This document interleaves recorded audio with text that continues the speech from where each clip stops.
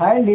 నేను ఒకటి గమనించిన, మీరు ఫస్ట్ ఆఫ్ ఆల్ ఒక మినిమం బేసిక్ నాలెడ్జ్ ఆలోచిద్దామంటే ప్రతి ఒక్కదానికి ఒక టోల్ ఫ్రీ నెంబర్ ఉంటుందండి. 104కి ఒక టోల్ ఫ్రీ నెంబర్ ఉంటుంది, 108 అనే దానికి ఒక టోల్ ఫ్రీ నెంబర్ ఉంటుంది, అదేవిధంగా ఆర్టీసీ సంబంధించి ఒక టోల్ ఫ్రీ నెంబర్ ఉంటుంది.